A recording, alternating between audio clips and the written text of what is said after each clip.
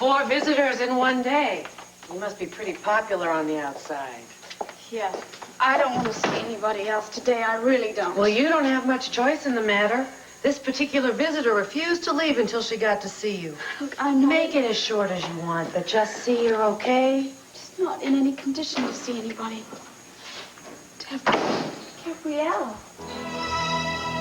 Matron, would you please have my sister removed and make certain that she is not to come back and see me here again? Mommy, real bad place, ain't she? Yeah, she is. But she's not going to be there much longer. She's going to be home real soon. So in the meantime, you're going to have to be brave for Mommy's sake, okay? Okay. Hey, Al, let's go get some lunch, all right? Okay. Hey, not bad. Pretty good job there, Max. Yeah, nothing but the best, my little scout here. Now, you be good, okay? And you give Aunt Wanda a big hug and a kiss for me? Okay. Okay, show me how it's done. Come here. Oh, mwah. Yeah. Someday you're going to drive the girls wild, you know that?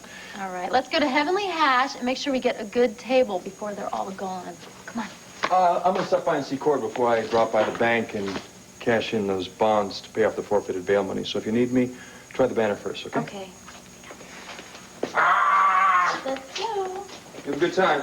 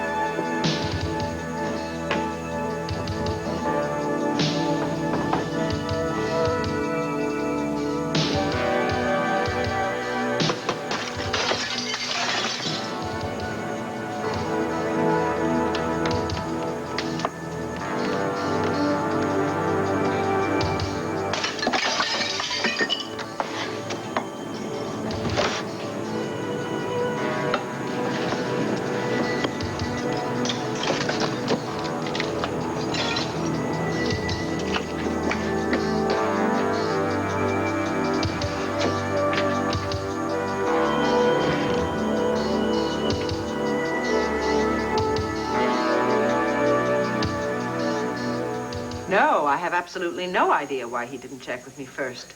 But I can assure you that nothing has been finalized. Yes, I see. Well, I will certainly call you back when our decision has been firmed up. Thank you. Goodbye. Is that Centennial business? Mm-hmm. Well, we better get right down to work. I'm glad you're here. We have a lot of decisions to make Roger, today. would you do me a favor, please, and just drop the three-piece suit routine for a minute? Why haven't you been honest with me? What are you talking about? About you and me and our relationship. I thought we'd settled that. So did I, but obviously I was wrong. Because I think that I deserve a bit better than the way you've been treating me. Here's what you do when you don't find the rainbows in this time. I'm sorry, Victoria. I don't understand. I just got off the phone with a woman who was on the Centennial Committee down in Elvira, Georgia. You're familiar with Elvira, aren't you? Of course, that's Landview's sister city down south. They're also having a 100-year celebration. Yes, next week, in fact. And you knew that the organizers had offered us an all-expenses-paid trip to the festivities. Problem is, you never bothered to tell me about it, did you? Well, I did talk to the committee about it. I know you did. Not only did you talk to them, you declined the invitation without even discussing it with me first. If you'd just let me explain. Roger, I'm not used to people making my decisions for me. I don't like it. A lot more to the point is that I found myself very surprised and rather disappointed that you would do that. I found it was very embarrassing talking to that woman just now. I felt like such a fool, telling her I didn't even know anything about the offer. Well, I was going to tell you. What? That you had declined the invitation, that it was a fait accompli? Well, I thought it would be a waste of time, that there would be nothing that we could learn from them, and that you would agree with me. You thought wrong. The trip could prove invaluable to us. Well, we are already well underway with our own plans. Yes, but what if we take a wrong turn somewhere? What if we miss something along the way? That trip could save us a lot of time and money in the long run just by avoiding mistakes that the Elvira people encountered along their way. But everything's fine. And the celebration's going to be great. I just felt we didn't need to go to Elvira. No, you didn't. If that had been the reason that you turned it down, then you would have discussed it with me.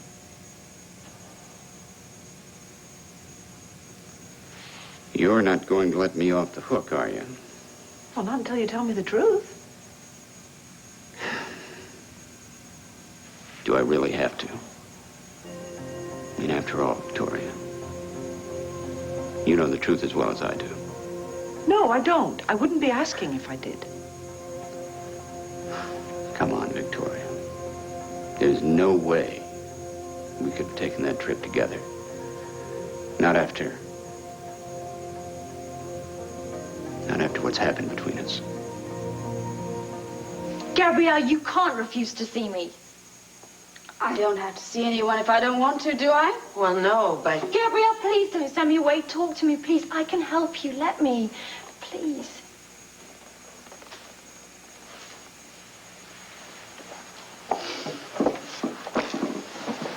There's nothing for us to talk about. Nothing for us to talk about? What about the fact that you're closing yourself off from the outside world? What about the fact that you won't talk to John Russell about your defense? There is no defense. I'm guilty as charged. And that's going to be your plea? Yes. But what about if you talk to John Don't Russell? try and think of an alternative, Deborah, because there isn't. Yes, there is. Regardless of your plea, if we can try and temper public opinion. Oh, and how are we going to do that? Take out an ad in the local paper. Hey, listen, everybody. Gabrielle Medina, she's not as bad as you think she is. Actually, you're not that far off the mark. After I leave here, I'm going to see Cord Roberts Oh, at the golly, Banner. now, he's really in my corner, isn't he? Look, regardless of his opinion of you, he told me that first and foremost, he is a newspaper man dedicated to reporting about the truth. So if I can just persuade him to Deborah, print an please, honest... listen to me. I don't want you wasting your life, putting it on hold for me. Darling, you're young. You've got the rest of your life in front of you. Don't go wasting a single minute of it worrying about me. But I do worry about you. And I know there must be something I can do to help you. You want to help me? All right. There is something you can do to help me. But you must do exactly as I ask without question, for my sake. Yeah, these are nice, Max. I mean, the headshots, action stills are all good. Yeah, I particularly like the one of Audrey riding naked on a purple horse to the hospital. What? Now that I've got your attention, maybe you'll tell me why I didn't have your attention in the first place. I'm sorry, Max. Here. Take a look for yourself. Tina? The front page of International Herald? Is this what has you off in another zip code? Oh, it gets better. Read the caption. Tina Roberts, Mendoran heroine. Will she reign forever in the hearts of her people as she begins her whirlwind tour of the country? How you like the sound of that, Max? Her people. I mean, she takes off from Mendora. She's going to go there for, what, a day to be queen for the day because of her part in bringing back the Mendora and jewels? But no, she's been there for quite some time now, and now she's going to go out on this tour. Well, from what I heard, she was going to check on some of Michael's European contacts, try to track him down. Maybe no one told her that we found him. Got the kid back. Vicky called her, told her that Michael has been found and that Brenda's got her baby back. There is no logical reason for Tina to stay in Mendora. But is she home? No, she's not, Max. And not only is she not coming home, but she's going out on this tour, which could go on for weeks. And I got to read about it in some damn newspaper. Wait just a minute. Why did Vicky have to call Tina and tell her about finding Michael? And why didn't you know about Tina's flaky plan in the first place? Didn't she try calling you and telling you? Well, she may have tried to tell me, but I haven't been in any mood to talk to her. In fact, every time she calls, she says hi, I say hi, and then I put CJ on the phone. And if CJ's not around, then I do what I can to end the conversation and end the call. Are you still that angry at her? Wouldn't you be, Max? Cord, you're in love with Tina. You can't... You gotta talk this problem out. You can't keep pushing her out of your life. Hey, look, I am not pushing her anywhere, Max. She's the one who took off for this foreign country, which is halfway around the world. I don't think you can put the blame completely on her, especially when you're not willing to forgive and forget enough to try to work this out. I'm sorry, Max. What she did to Brenda is unforgivable in my book. Brenda's not holding a grudge about this. If she's not blaming Tina, then why should you? Because this is not an isolated instance with Tina. I mean, the lies, the deceits, the promises that will never be kept. Look, Cord, last thing you want right now is a piece of advice that is going to be aimed right between your eyes, but I hope you listen to it. From where I'm standing, I see your marriage going right in the toilet. If you don't loosen up a little bit, you're going to be the one flushing it down the drain.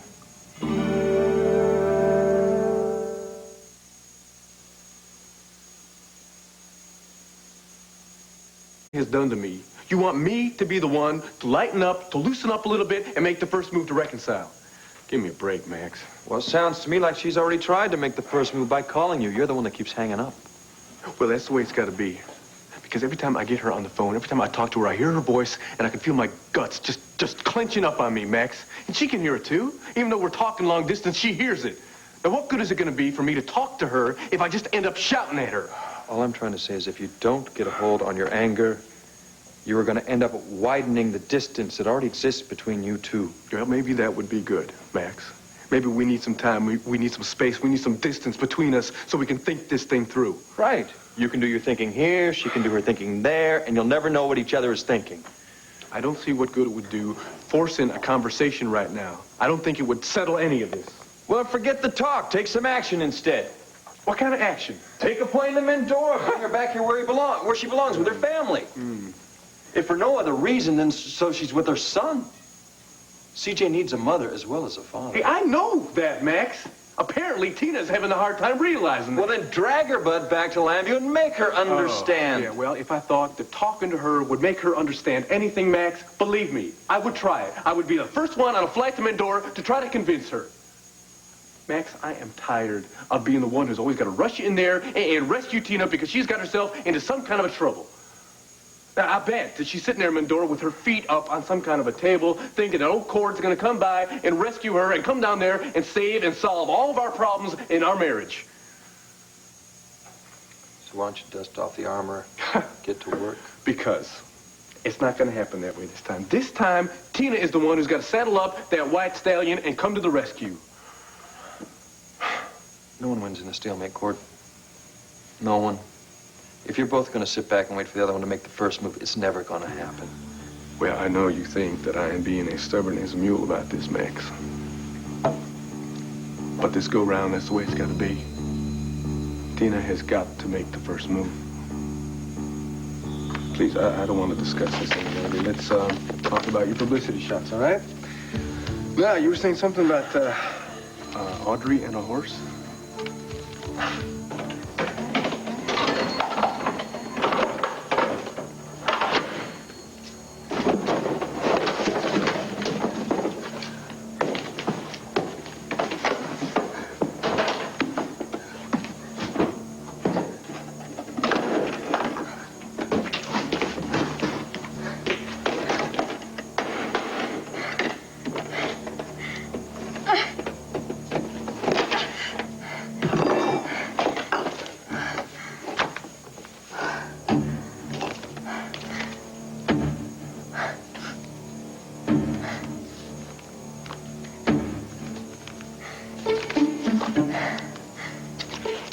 say, Gabrielle, I promise, just anything.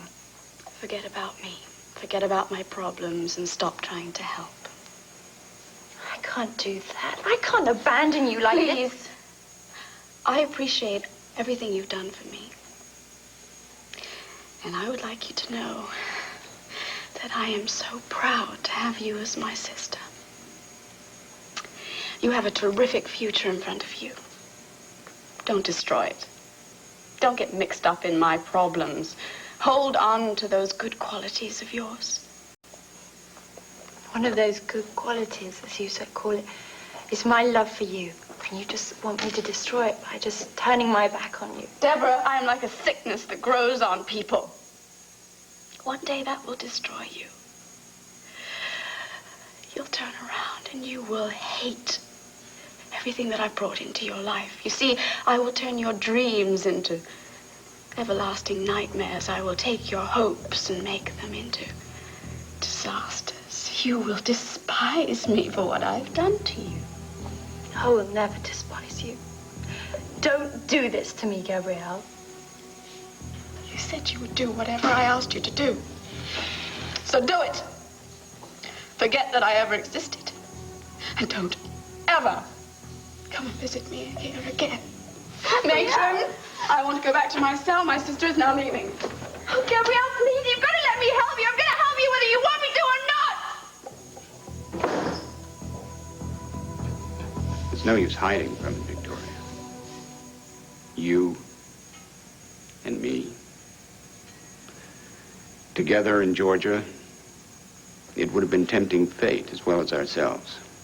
No, it would have been a business trip. Not after everything that's happened.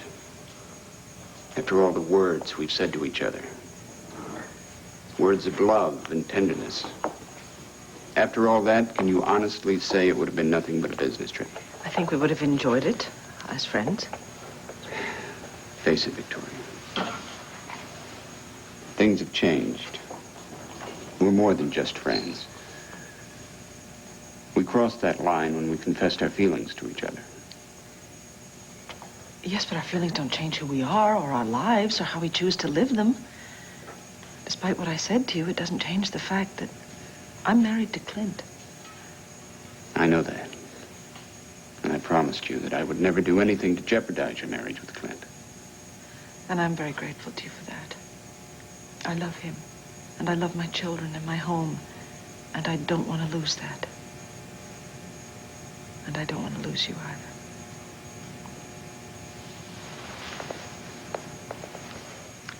As a friend.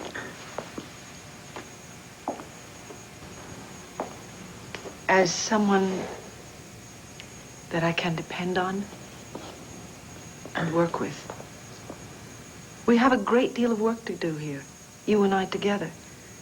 I would like to make the centennial celebration just as wonderful as we possibly can make it, but I don't see how we can do it if you feel that we constantly have to avoid each other. No, I didn't say that. I just said we shouldn't go away together to some far-off town and leave the reality of our lives. We carry our lives with us no matter where we go. Well, sometimes we do. Sometimes we don't. I didn't want to do anything to cause you any more pain or confusion. Like accepting an invitation to go away together. Do you understand? Yes? Oh, Roger, what is to become of us? Oh, hold me. Please tell me everything's going to be all right. Oh, God, I wish I could, Victoria. I wish to God I could.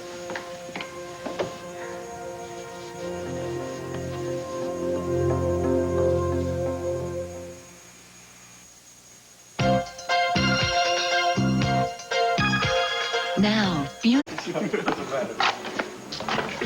So, this is one of Lambview's hot spots, huh? Well, yeah, you know, if you're looking for a great-shaped hamburger. Look, why don't you grab a table, and I'll be right back. Okay, cool.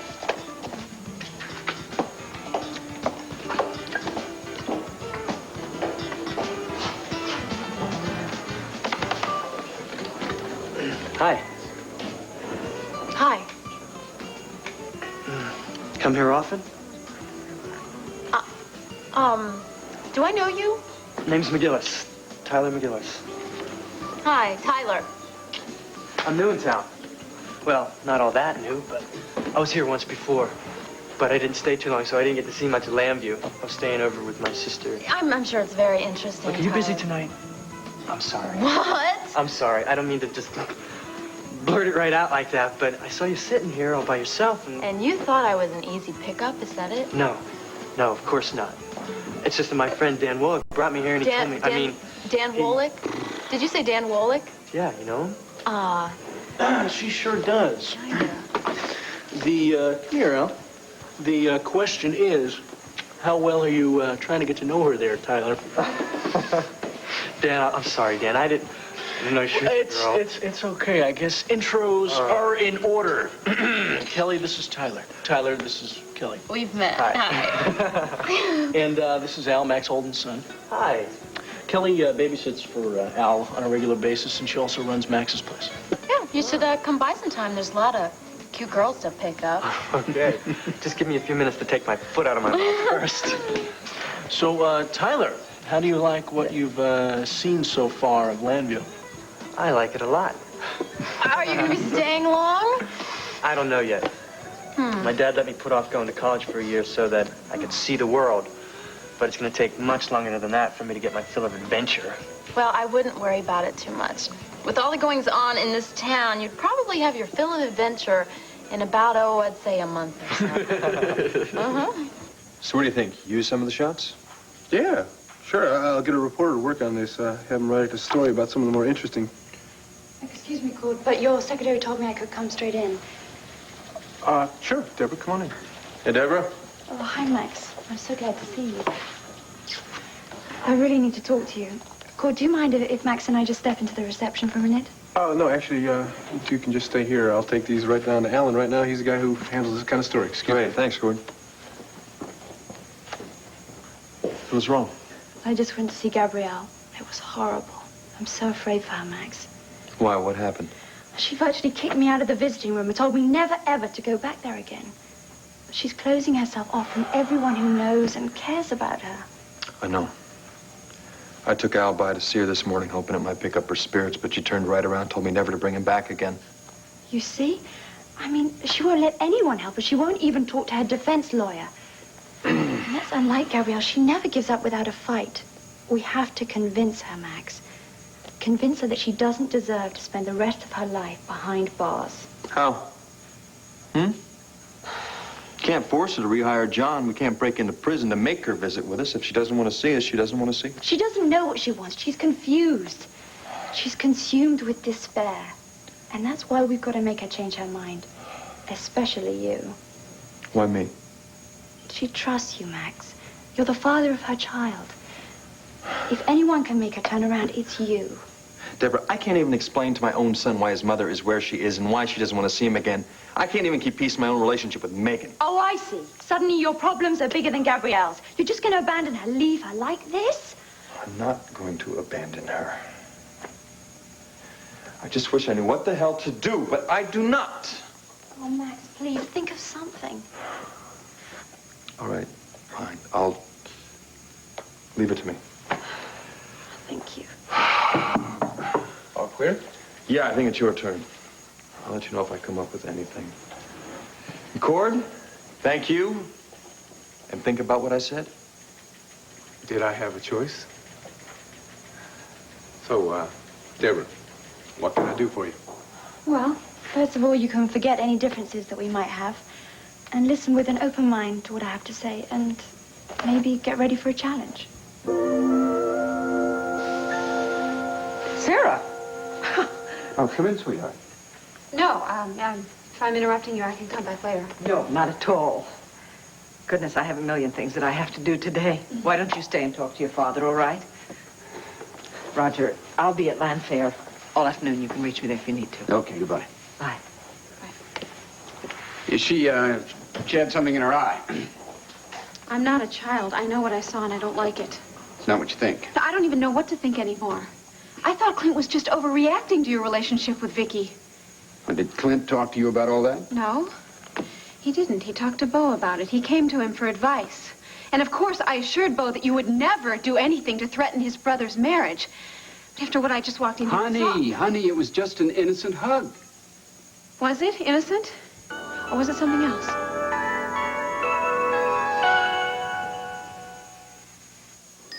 Put the power of an upright in the... Sweetheart, I'm going to tell you the same thing I told Victoria. I would never do anything to hurt her. What about her marriage to Clint? If that's the most important thing in her life, if that brings her happiness, I would never dream of interfering with it. Why do I get the feeling I'm not getting the entire picture here? Sarah, I'm telling you the truth. I care about Victoria. We share a past and a daughter, and now we're working closely together on this project. That is a very interesting situation, I think. Well, what's that supposed to mean? Dad, it means that at the same time you say you don't want to hurt Vicky, that's exactly what you're doing by being such a big part of her life. Look, if she's being hurt, it's because that pig-headed husband of hers is trying to control her life. Now Clint is pig-headed because he's concerned about your relationship with his wife? It goes much further than concern, Sarah. He's consumed with jealousy, and now he's making Vicky feel guilty about the time she's spending with me. That's time that she should be spending with her husband and her family. What's she supposed to do? Forsake her past?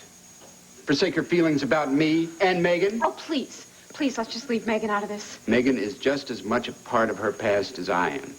Don't you see? Clint is terrified of the past. He's afraid that it will engulf his present life with Victoria and cause him to lose his precious possession. She's not his possession. She's his wife. Well, then he better start treating her like one, or he's going to lose her. And you know what? It'll serve him right. He doesn't deserve such a wonderful person as Victoria, and Victoria doesn't deserve the unhappiness he's causing her. What? Hearing you talk this way, my original question still stands. Are you trying to take Vicky away from Clint? Deborah, I wasn't aware of the fact that we had any differences between us. And I also don't know how I've ever treated you with anything less than an open mind. What about the Waterside Inn lobby? Do you remember when you were so anxious to interview my sister? Are you telling me you're not going to print those bad opinions of Gabrielle? Well, I'll tell you now, as I told you then, that I was just looking to publish the truth back then. I wanted to get Gabrielle's side of the story.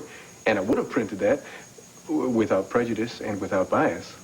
Well, I can give you the perfect opportunity to prove that philosophy of printing the truth, the whole truth, and nothing but the truth. So help me God. This isn't a laughing matter. My sister is suffering in jail. Are you willing to go and interview her and tell your readers what you see? Deborah, please sit down. Look, I would love to interview Gabrielle, but she's not seeing anybody, not even her lawyer. In fact, I talked to John, and he tells me that she out and out fired him. Well, that's because in her despair, she feels like she doesn't deserve to be defended. Ah, and can I quote you on that? Oh, interview her. I don't know. Find out. As I said, I would love to interview her, but I can't get to her. Oh, I'll get you in. How? Well, I don't know exactly how. But no matter what it takes, I'm going to prove to the public that my sister doesn't deserve what she's getting. Well, who's being biased now? I just want the whole of Llanview to know the truth. And maybe they'll feel differently about her. Maybe they'll be more compassionate towards her. And maybe Gabrielle will have something to fight for then. Those are an awful lot of maybes. Look, I said this was going to be a challenge. Do you want to take it or not? Well, I've never been wanting to back down from a challenge in my life, and I gotta tell you, I still respect the way you're sticking up for your family like this. But I think there's another scenario that you ought to add to this list of maybes of yours. Oh, and what's that? This interview may not be the godsend that you're looking for. In fact, your idea of the truth may not match with Gabrielle's. I think you may end up regretting this. It may blow up in your face. It may backfire on you, Deborah. And I think the big question here is, are you ready to take that kind of a chance?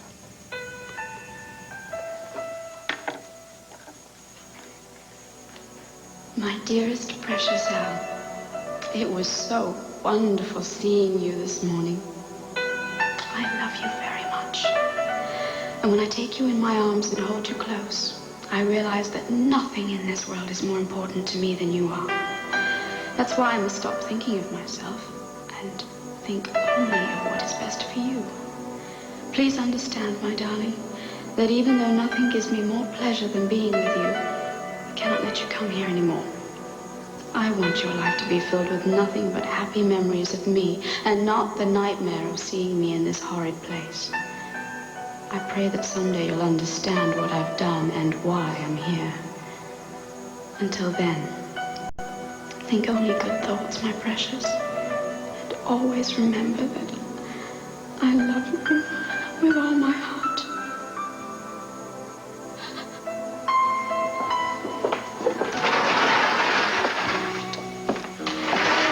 You wanted to see me? What is it? Oh, Father, please, I need your help.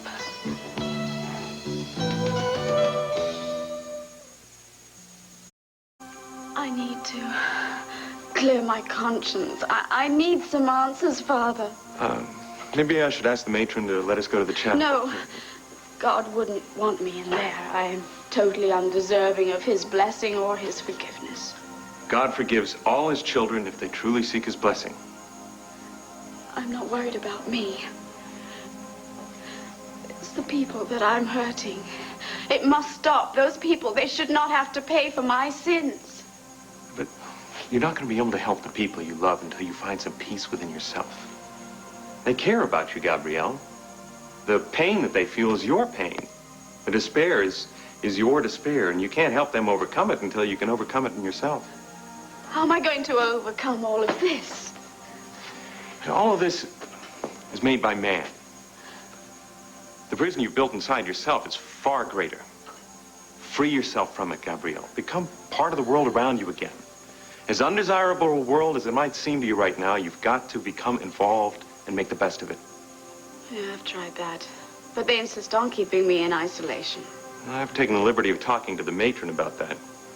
She's agreed that you can work in the laundry if you want to. In fact, there's already a job waiting for you. I spoke with Mrs. Swenson. She's in charge of the laundry, and she said I can bring you down there any time. Will you do it, Gabrielle? Will you help the people you love by first helping yourself? Father, will you take this letter and make certain that it's delivered to Max Holden? Of course. Good. Thank you.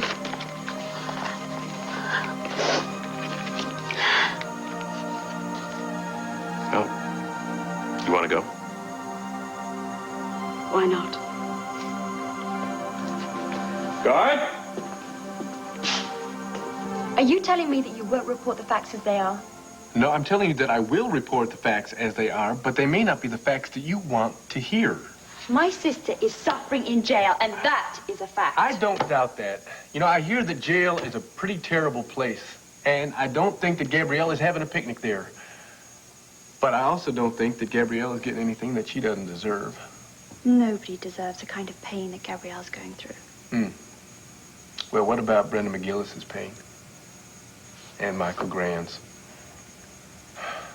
Look, whether you want to face the fact or not, your sister has caused a lot of harm to a lot of people and done them a lot of damage. So many people that I don't even think that you are completely aware of. I'm not saying that Gabrielle hasn't caused an awful lot of innocent people a lot of pain.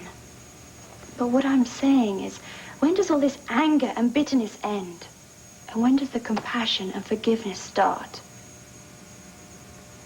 Well, I think I better warn you that it may not start right here with this interview. Look, I will talk to Gabrielle, and I will gladly do an interview, and I will gladly publish it. But I don't know if it's going to be this vindication in the press that you're looking for, because I get the opinion that that's the whole reason that you came here to see me today.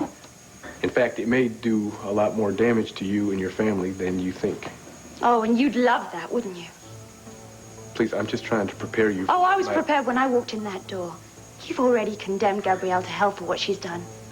I was so stupid to think I could waltz in here and appeal to your sense of fairness. I am trying to be fair. Oh, you hate Gabrielle. You've always hated Gabrielle. This is the perfect opportunity to kick her when she's down. Well, now I hate you just as much. And I hope there's an opportunity when you're down in the mud then I can kick you. And what you really need is a helping hand.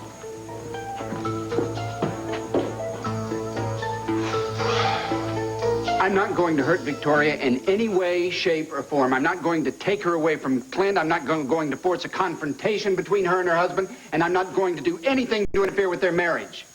Period. Now, can we change the subject? No, not until I get to the bottom of this. You have reached the bottom, Sarah. Okay, first of all, I walk in here and you and Vicky are in the middle of what you call an innocent hug. And I ask you about it, and you completely lose your cool, and you act like you're going to hang Clint from the nearest tree because he's hurting Vicky, but you're not going to do anything about it. Now, I just don't understand this, especially when obviously you're so concerned about the situation. Well, what do you want me to say? That I'd be happy to see Victoria leave Clint? All right? I'll say it. I hate the agony he's put her through.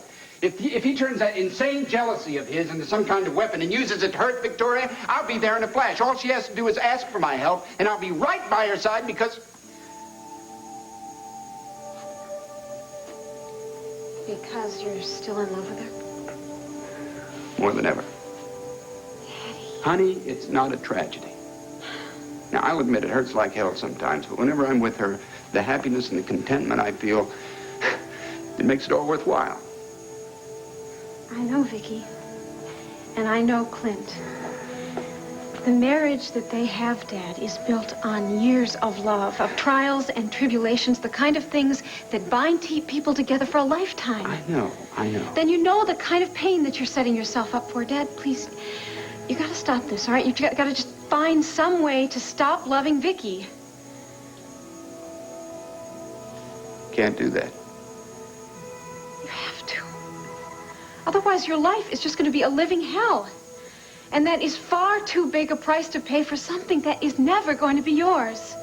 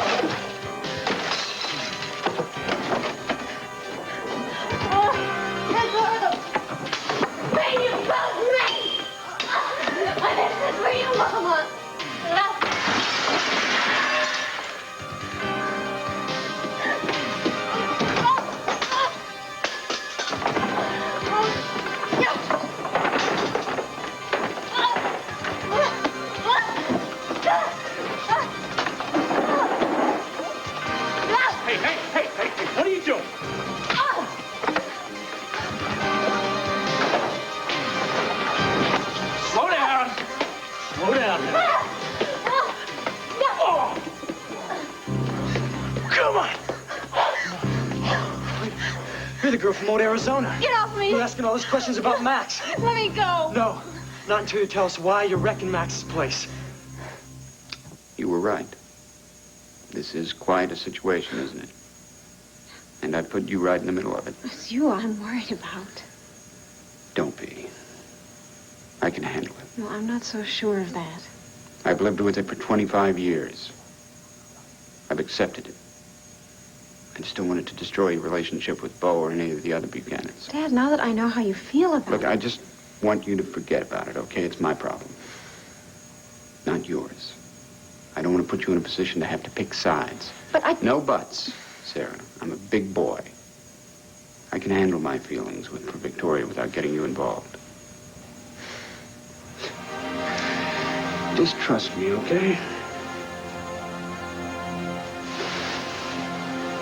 But no matter what happens, I'll never regret loving Victoria. All right, girls, you've got work to do. Do it. Don't pay him any mind, dear. Oh, they love to pass judgment, even though most of them are here on crimes a lot worse than yours. Not that I approve of what you've done. I'm not the judge and jury. Anyway, I run the laundry here, and all I ask is that my girls give me an honest day's work. That's what I'm here for, to fill my time. Oh, good. And we'll get on just fine. Come on. I'll give you a 5-cent tour of the facilities.